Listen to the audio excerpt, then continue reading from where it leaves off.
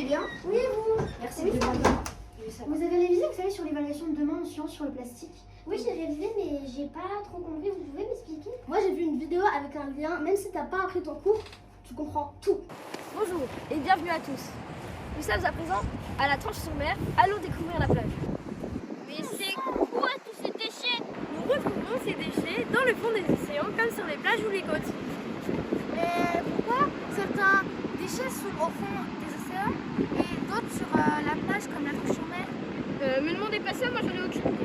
Très bonne question. On pourrait se demander si les propriétés physiques des déchets plastiques expliquent leur arrivée sur la plage. Bonjour, nous revoilà dans un laboratoire du collège Notre-Dame de Sion à Évry-Courcouronnes. Donc effectivement, des propriétés physiques des plastiques nous permettent d'expliquer pourquoi est-ce que certains plastiques coulent et restent au fond des océans et d'autres flottent et sont apportés par les courants marins sur les plages. Nous allons travailler sur deux types de plastique, le PET et le PEHD. Nous pouvons le savoir grâce au logo présent sur les bouteilles de plastique et sur les bouchons de bouteilles. Nous allons nous intéresser à une des grandeurs physiques de la matière, la densité. Pour calculer la densité, nous devons tout d'abord connaître la masse volumique de l'objet. Pour commencer, nous allons faire le PET. Nous allons y placer un volume d'eau, relever ce volume, puis y introduire l'objet et relever le deuxième volume. La différence entre ces deux valeurs est le volume de l'objet. Maintenant, nous allons reproduire la même expérience avec le PEHD, qui est un plastique utilisé pour la fabrication de bouchons. Un bouchon est tellement léger que nous devons en utiliser plusieurs pour avoir un volume suffisamment exploitable.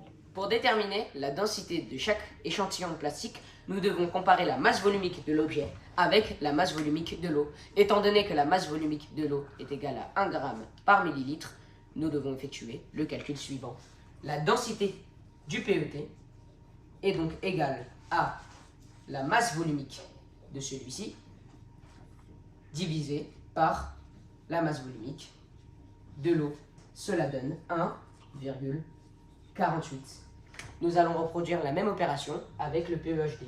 La densité du PET est supérieure à celle de l'eau, celui-ci coulera. Tandis que la densité du PEHD est inférieure à celle de l'eau, donc celui-ci flottera. Nous avons reproduit l'eau de mer en respectant la salinité de l'océan Atlantique qui est de 35 g par litre. La densité de l'eau salée étant légèrement différente, nous allons maintenant vérifier expérimentalement pour chaque échantillon sa flottaison à la surface de l'eau de mer. En conclusion, certaines propriétés physiques des plastiques impactent bien leur arrivée sur la plage de la Tranche-sur-Mer. Dans une prochaine vidéo, nous allons voir que d'autres propriétés physiques, comme la forme, peuvent avoir un impact sur l'arrivée des déchets sur la plage. Ensemble, luttons, bougeons, changeons et sauvons les océans.